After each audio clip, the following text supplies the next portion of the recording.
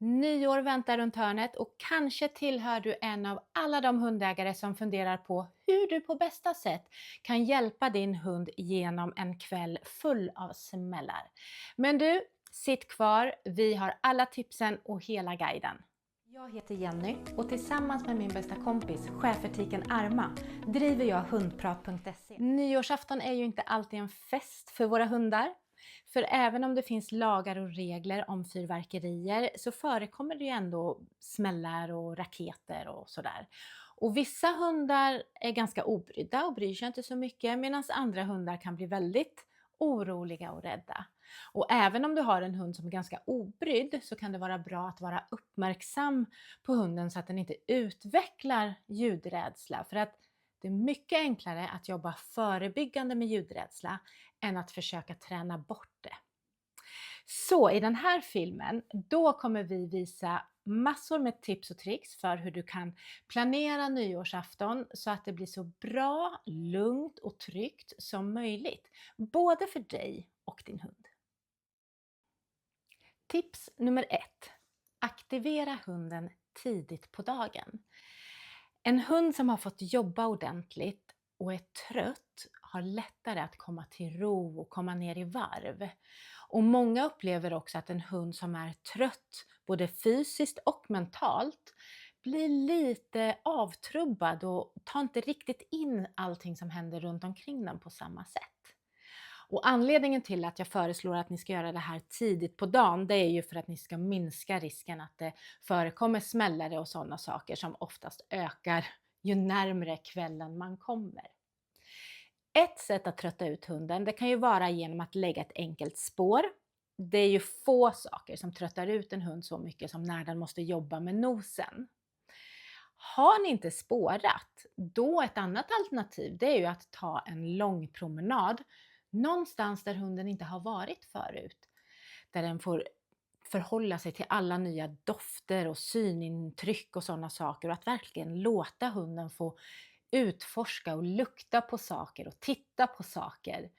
Då får den liksom jobba med nosen och alla intryck också. Och ett tredje sätt, det kan vara ett ordentligt lydnadspass. Att träna ordentligt med hunden så att den får jobba med huvudet ordentligt och tänka. För då blir den också väldigt, väldigt trött. För det kan ju vara svårt att trötta ut en hund bara med fysisk aktivitet. Alltså genom att springa eller promenera eller så. Den blir inte riktigt trött på samma sätt som den blir när den har fått jobba med huvudet och med nosen. Så försök att hitta en aktivitet där hunden både får röra på sig ordentligt men också jobba med det mentala och med nosen. Tips nummer 2. Fixa en lugn och trygg plats till hunden. Kanske har ni redan ett rum där hunden har sin bädd och sina leksaker och känner sig väldigt trygg och bekväm. Annars så kan man fixa ett sådant rum.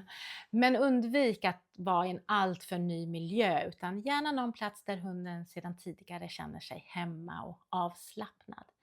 Och så ställer man dit hundens bädd och leksaker så att det känns riktigt trevligt. Sen drar man ner persienner och gardiner så man minskar risken för olika former av ljus att komma in i rummet. Och man kan också ha rummet tänt och upplyst för då blir kontrasten mellan rummet och det som händer där utanför med ljusskenen mycket mindre.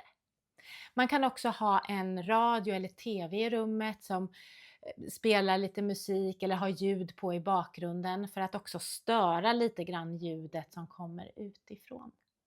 Tänk också på att hundar är olika. Vissa vill vara nära sin ägare när det är jobbigt och andra vill hellre ligga för sig själv. Så försök att känna in hunden och se vad som passar just din hund bäst. Tips nummer 3. Ett tuggben. Att tugga och slicka och gnaga, det har en lugnande effekt för hundar. Så när det smäller som mest så kanske det funkar med ett tuggben, att hunden får ligga och tugga och gnaga på det här tuggbenet. Men vi rekommenderar såklart att du alltid har din hund under uppsikt när den ligger och tuggar på ett tuggben. Tips nummer 4. Var tillsammans och ignorera smällarna. Om du själv är lugn och ignorerar smällarna och visar att det här är inte farligt, det är ingenting att bry sig om, då smittar den känslan av sig på hunden. Var gärna tillsammans och om det går så kan ni försöka att göra någonting tillsammans. Kanske leka lite eller träna lite, några enkla övningar som hunden redan kan. Det här är inte ett tillfälle att träna in nya tricks och sådär, för att störningarna med allt som händer runt omkring är alldeles för stora, utan gör sånt som hunden redan kan. Om inte hunden klarar av att koncentrera sig på lek eller träning så kan det vara så enkelt som att strössla lite godis på golvet som ni plockar upp tillsammans och du ger till hunden eller kastar iväg eller så. Så att försök att aktivera det lite grann och visa att smällarna är ingenting att bry sig om. Vi leker och tränar här för oss själva.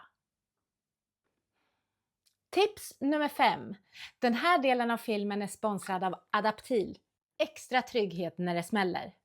Att ge din hund lite extra trygghet i form av Adaptil kan faktiskt vara ett väldigt fint stöd. För de här produkterna innehåller trygghetsferomoner.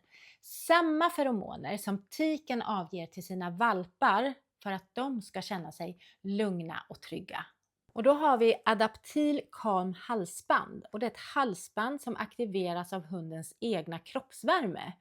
Så du behöver inte förbereda långt i förväg vid Lucia eller sådär för att det här ska hinna börja verka, utan du sätter på det på hunden och så fort det är varmt och uppvärmt så börjar det utsöndra trygghetsferomoner.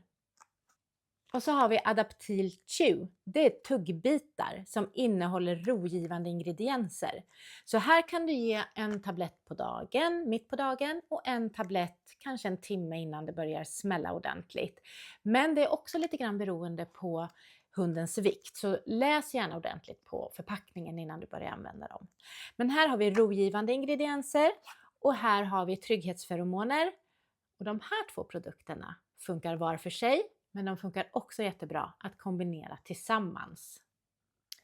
I kombination med de här produkterna eller bara för sig själv så kan du också använda Thundershirt by Adaptil. Det är ett omslutande plagg som ger en extra känsla av trygghet och det fungerar nästan som ett tyngdtäcke fungerar för oss människor. För att förklara lite grann hur det fungerar så kan du tänka på Adaptil ungefär som hundens egna napp eller snuttefilt. Det är inte så att de här produkterna helt magiskt tar bort all oro, utan de fungerar mer som en tröst och dämpar oron lite grann så att hunden lättare kan ta till sig av din vägledning och din support. Tips nummer 6. Vidta extra åtgärder. Ibland är det så att även om du följer alla de här punkterna på den här listan så funkar det ändå inte. Hunden är för rädd och för orolig för att det ska bli en mysig nyårsafton. Så då kanske man får vidta andra åtgärder. Till exempel lämna stan och åka ut och fira nyår på landet. Eller att kontakta en veterinär som får skriva ut något lugnande. Och de här produkterna funkar bra med det lugnande preparatet som veterinären i så fall skriver ut. Jag hoppas att det här har gett dig lite tips och vägledning för hur du kan planera nyårsafton så att du och din hund får en så lugn och trygg och härlig nyårsafton som det bara går. Ja, vad ska jag säga? Gott nytt år! Och du, glöm inte att gilla den här filmen genom att ge den en tummen upp och prenumerera på våran kanal så du inte missar nästa film.